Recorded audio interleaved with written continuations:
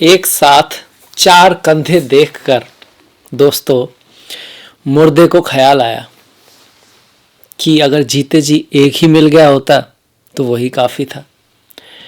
कहने का अर्थ है कि हमारी बनाई हुई दुनिया भी कितनी अजीब है कि जब हम जिंदा होते हैं तो एक का साथ भी मुश्किल हो जाता है, ऐसा जो हमेशा रहे, जिससे हम हर तरह की बात कह सकें।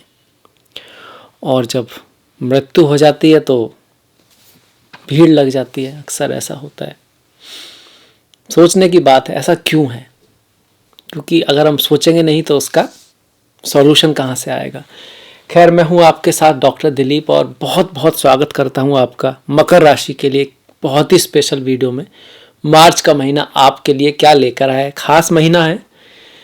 कारण यह है कि एक तो मंगल उच्च के चल रहे हैं आपके 15 तारीख तक मार्च में भी।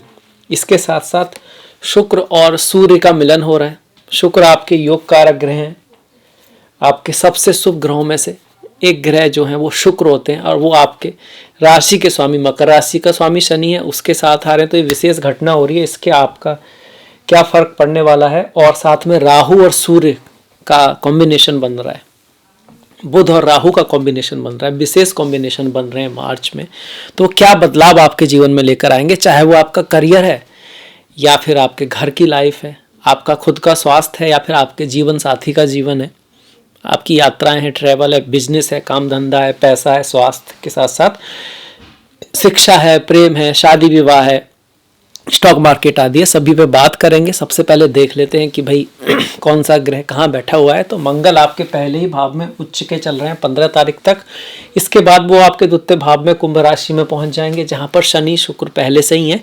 शुक्र यहाँ पर 7 तारीख को आएंगे, 7 तारीख तक ये शुक्र यहाँ पर है। ये भी बहुत अच्छा योग चल रहा है 7 तारीख तक। इसके बाद यहाँ जा रहे हैं शुक्र, वो भी बहुत अच्छा है क्योंकि आपके राशि के स्वामी से आपके योग कारक मिलेंगे। और पर इस भाव में अगर हम बात करें तो राहु हैं, बुध हैं और सूर्य हैं। ये तृतीय भाव है, मीन राशि यहाँ पर स्थित है आपकी। चौथे भाव में मेष राशि में, जो कि मंगल की राशि है, गुरु बैठे हुए हैं। यहाँ मैंने लिखा भी है 1 नंबर, मतलब मेष राशि, स्वामी इसका मंगल हो गया। यहाँ पर कौन बैठे, गुरु ग्रह बैठे।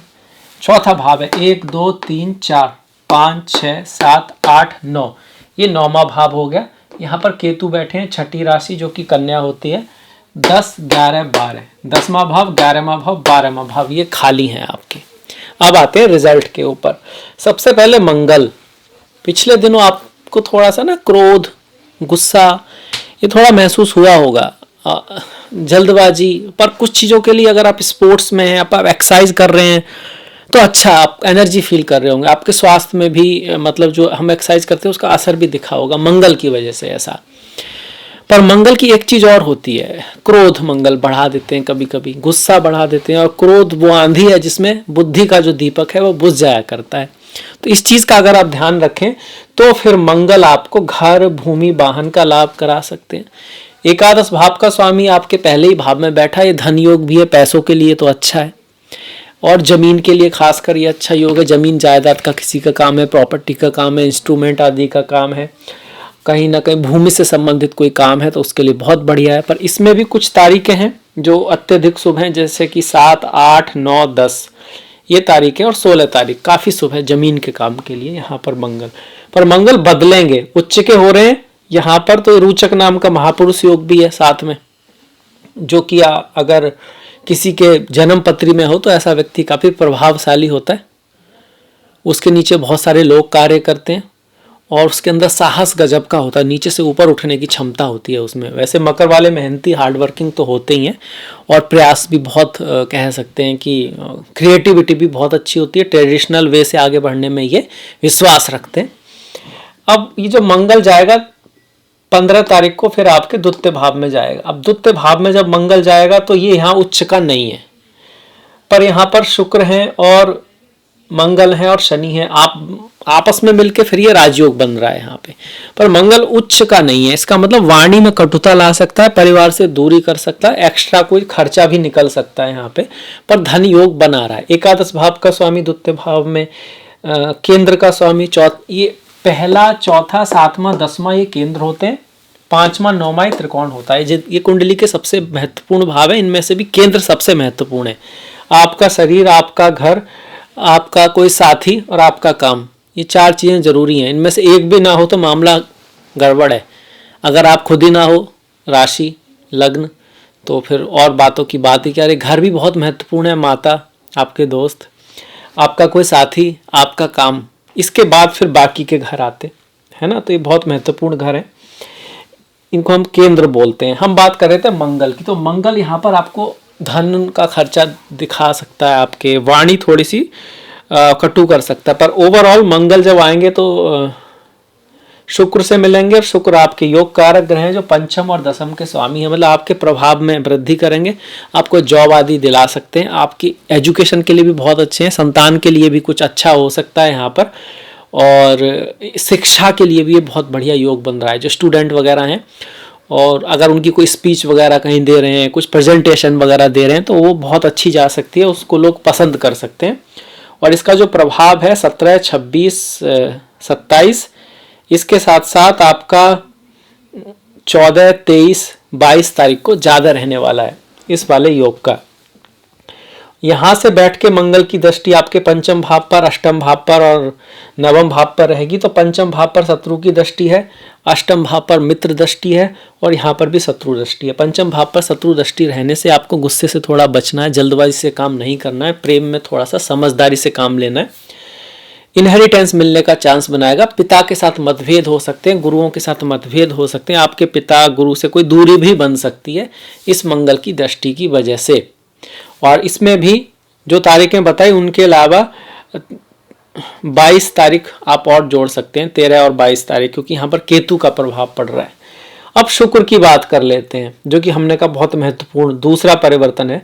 पहले 7 तारीख तक जब तक यहाँ शुक्र बैठे हुए हैं तो कार्य के लिए अच्छा, जॉब के लिए अच्छा, पढ़ाई लिखाई के लिए अच्छा, एजुकेशन के लिए अच्छा, प्रेम के लिए अच्छा, खास करके अगर शुक्र की दशा महादशा है तो।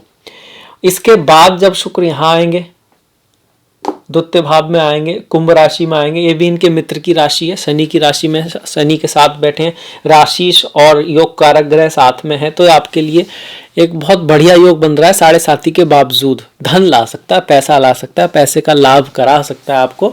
जीवन यापन के लिए अगर आप प्रयास कर रहे थे नौकरी जॉब वगैरह, उसके चांसेस भी ये बढ़ा रहा है यहाँ पे। और ये जो अपॉर्चुनिटी जो मैं बता रहा हूँ उसके ज़्यादा चांसेस हैं 2, 3, 11, 12, 20, 30, 31, इसके साथ साथ 5, 6, 13, 14, 23 तारीख को ये गुरु और शुक्र का, गुरु माफ कीजिएगा, शनि और शुक्र का जो प्रभाव है इन दिनों बढ़ेगा हमारा। तो ये इस तरह का योग हो गया, शनि और शुक्र का जो मिलन हो रहा है द्वितीय भाव में, धन के लिए बहुत अच्छा है। सभी के साथ होगा ऐसा नहीं है, इसके लिए आपकी कुंडली में शनि का अच्छा होना, अच्छी दशा महादशा का होना, कुंडली में राजयोगों का, लक्ष्मी योगों का होना जरूरी है। गोचर वही लाता है जो कुंडली में लिखा होता है। अगर जन्म कुंडली में ही इस तरह का प्रॉमिस नहीं है तो फिर गोचर नहीं दे पाएगा। इसके बाद बढ़ जाते हैं शनि, जो 7.5 का लास्ट स्टेप आपका चल रहा है, तो ग्रह परिवर्तन कराएगा। जमीन दिलाने के लिए जमीन मतलब खरीद सकता है ऐसा व्यक्ति, भूमि के लिए अच्छे हैं शनि भी 7.5 में भी। जमीन का कोई परिवर्तन, जमीन का कोई काम, ये सब रहने की संभावना बनेगी, इस पूरे साल रहेगी। और इस महीने अगर कहें तो 1, 5, 6, 10, 19, 29, 30 तारीखें इसके लिए शुभ हैं। पर यहाँ पर इन लॉस से, परिवार से कुछ मतभेद भी शनि कराएंगे। साथ में आपके जो लाभ होने वाला है उसको डिले करेंगे, कुछ जैसे जो इस महीने हो रहा है तो अगले महीने हो जाए। और थोड़ा बहुत आपके सीनियर्स हैं, आपसे जो बड़े हैं, उनके साथ कुछ मतभेद यहाँ पर शनि रख सकते हैं। एज ए रेमेडी माँ काली की पूजा करें, भगवान शिव की पूजा करें और हनुमान मंदिर जाएं शनिवार के दिन, तो बहुत बढ़िया रहेगा। गरीब लोग हैं उनके लिए कुछ करें, अपने ट्रेडिशन का सम्मान करें और साफ सफाई का विशेष ध्यान रखें। चीज़ों को टाले नहीं, आलस्य को अपने अंदर टाइम टेबल में जगह ना दें। जब तक आप अपना काम कर नहीं रहते तब तक आराम ना करें, उसके बाद तो आराम बनता है, क्योंकि अगले दिन भी तो काम करना है ना। कुछ लोग काम इसलिए करते हैं कि उनको रात को सोना है, और कुछ लोग रात को सोते इसलिए हैं कि उनको कल काम करना है। कुछ लोग खाना इसलिए खाते हैं क्योंकि उन्होंने काम ही खाने के लिए किया है, और कुछ लोग बस खाना होता है स्वास्थ्य के लिए, ताकि भाई एनर्जी चाहिए ना शरीर को। तो उस तरह से आपको ध्यान रखना है किस चीज़ को आप इम्पोर्टेंस किसको दे रहे हो। कर तो सभी लोग सभी काम रहे हैं, पर महत्वता किसकी है वही डिसाइड करता है सत्व तमस रजस जीवन में, और फिर उसके अनुसार ही कर्म और उसके अनुसार ही फिर भाग्य भी डिसाइड होता है। इसीलिए कर्म पे ध्यान दो, अपने इंटेंशन पे ध्यान दो, अपने रिश्तों पे ध्यान दो, अपनी जिम्मेदारियों पे ध्यान दो, भाग्य अपने आप सुधरेगा। समय लग सकता है पर सुधरेगा जरूर, ये 100% है। इसके बाद देखिए ये भाव, तृतीय भाव में हम देख सकते हैं राहु है, बुध है, शुक्र सूर्य है। वाणी का अत्यधिक ध्यान रखें, भाग्य कोई बहुत तेजी से साथ नहीं देगा। जो भी चीजें होंगी आपकी फिलहाल में वो भाग्य के भरोसे नहीं, कर्म के भरोसे, पहले किया हुए कर्म की वजह से होंगी। अभी जो काम करना है, फिलहाल में जो आपको कुछ करना है, वहां भाग्य बहुत साथ नहीं देने वाला। क्यों? क्योंकि भाग्य का स्वामी बुध जो है वो नीच का हो रहा है, और भाग्य के एक राशि में, बुध की एक राशि में केतु बैठे हुए हैं। तो पिता के साथ जो मैंने गुरुओं के साथ मतभेद और भाग्य, ये चीजें आपस में जुड़ी हुई हैं। जिन लोगों की अपने गुरुओं से, पिता से, बड़ों से अक्सर नहीं बनती ना, भाग्य भी उनका कम साथ देता है। दूसरा भी इसका एस्पेक्ट है, अगर आपके साथ आपके माता पिता का आशीर्वाद है, ज्ञानी लोगों का साथ है, वो कहीं ना कहीं आप उनका संबंध अच्छा है, तो आपका भाग्य साथ देने की संभावना बढ़ जाएगी। एक तो ये वाणी का ध्यान रखना है। बुध जो है कहीं ना कहीं हमारे छोटे लोगों के, छोटे भाई बहनों के भी कारक हैं, भाव भी उन्हीं का है, तो उनके साथ, पड़ोसियों के साथ, अपने आसपास वालों से थोड़ा सा बना के रखें। हाँ, यहाँ पर जो राहु है अच्छे माने जाते हैं, आपको मतलब पराक्रम के लिए प्रेरित करेंगे, एनर्जी आपके अंदर खूब रहने वाली है, पर आपको उसको सही दिशा में कार्य करना है उससे। सूर्य और राहु का जो मिलन होगा महीने के एंड में होगा आपका थोड़ा, तो पिता के साथ, बॉस के साथ कुछ डिसफेम का भी चांस रहता है, गलत फहमी हो जाना व्यक्ति के बारे में, ये सब भी रहता है। और इसमें भी जो तारीख है आपकी जो ज़्यादा जो दिख रहा है वो 27, 28 और 24, 25, इन तारीख को आपको थोड़ा सा ख्याल रखना है। ये सारे भाव, ये सारे ग्रह जो हैं तृतीय भाव में है। तृतीय भाव मतलब मेहनत है, एफर्ट है, हार्डवर्क है, वीजा, डॉक्यूमेंट्स। तो डॉक्यूमेंट्स, वीजा वगैरह का कोई काम, कहीं किसी भी तरह का कोई डॉक्यूमेंट्स, वो लेट हो सकता है, डिले हो सकता है, उसमें थोड़ी अड़चन आ सकती है। 2 की जगह 3 बार जाना पड़े आपको, ये पॉसिबिलिटी यहाँ पर है। अब एक एक ग्रह को अगर हम देख लें तो तृतीय भाव का स्वामी, अष्टम भाव का स्वामी तृतीय में, कोई कार्य के लिए 2-3 बार जाएं तब जाके होगा, ये पॉसिबिलिटी है। आपका भाग्य का स्वामी तृतीय में जा रहा है, ये भाग्य के लिए आपको मेहनत करनी पड़ेगी। और छठे भाव का स्वामी भी तृतीय में जा रहा है, तो ये यही दिखा रहा है कि भैया छोटे भाई बहनों से थोड़ा सा बना के रखें, आप इस चीज़ के बन रहे हैं। अब गुरु पे आ जाते हैं। देखिए गुरु का जो गोचर है, चौथे भाव में गुरु का गोचर ठीक है, बहुत ग्रेट नहीं है, पर ये एक चीज़ है, भूमि के लिए अच्छा है, घर के लिए अच्छा है, और व्हीकल वगैरह खरीदने का इस महीने योग है आपका। तो अगर भूमि से संबंधित कोई काम है तो उसके लिए हमने बताया शायद 1, 5, 6, 10, 19, 29, 30, और व्हीकल से अगर कोई काम करना है आपको, या व्हीकल खरीदने आप जा रहे हैं, तो 1, 3, 8, 15, 17, 20, 25, 27, 28, 29 विवाह, शादी विवाह के लिए। हालांकि गोचर तो ऐसा कुछ नहीं दिखा रहा है कि बहुत ग्रेट महीना है, पर फिर भी कुछ तिथियां हैं जो शुभ हैं। बिजनेस के लिए कोई नया कॉन्ट्रैक्ट साइन करना है, ये सिर्फ ये नहीं कि शादी ही है किसी के साथ कि भाई हम मिलके काम करेंगे, कोई नया कॉन्ट्रैक्ट बना रहे हैं आप, कुछ इस तरह का, तो उसके लिए 1, 2, 3, 4, 5, 6, 7, 10, 11, 12 तारीखें हैं, मतलब 15 तारीख से पहले। उसके बाद कुछ बहुत ज़्यादा मुहूर्त यहाँ पे नहीं है, क्योंकि 14 तारीख के बाद सूर्य जो है वो गुरु की राशि में आ जाएंगे, और सूर्य जब गुरु की राशि में होते हैं तो शादी विवाह को बहुत बढ़िया, या किसी चीज़ के साथ शादी विवाह खास करके लिए उसको बहुत अच्छा नहीं मानते हैं, ऐसा है। इसके बाद बढ़ जाते हैं। हालांकि होली होगी आपकी 24-25 तारीख की, 24 की छोटी होली, 25 की बड़ी होली, तो होली की आपको बहुत सारी शुभकामनाएं, क्योंकि सूर्य मीन राशि में है, मीन राशि तो प्रेम की है। फूल मर जाता है फल के लिए, फूल खत्म हो जाता है, अपनी आइडेंटिटी को खत्म कर देता है, तब फल आता है, और ऐसा होने में उसको खुशी होती है। बस यही प्रेम है। प्रेम गली अति साकरी, जामे दो न समाए। तो अगर आपको किसी से प्रेम है तो बस उसके बारे में सोचना ही प्रेम है, वहां आप नहीं हो, एक ही है। इसके बाद बढ़ जाए, और अगर ऐसी दूसरे की भी वो ही कहीं ना कहीं थॉट्स हुई तो फिर बहुत ही अच्छा, बहुत ही बढ़िया। और किसी एक की भी हुई तो शायद हो सकता है दूसरा भी फिर थोड़ा सा सोचे, बातें बदलें। इसके बाद गुरु की एक और बात है यहाँ से, यात्राएं देगा, ट्रैवल देगा, खर्च बना के रखेगा। कार्य के क्षेत्र में आपको एफर्ट, हार्डवर्क थोड़ा ज़्यादा करना पड़ेगा।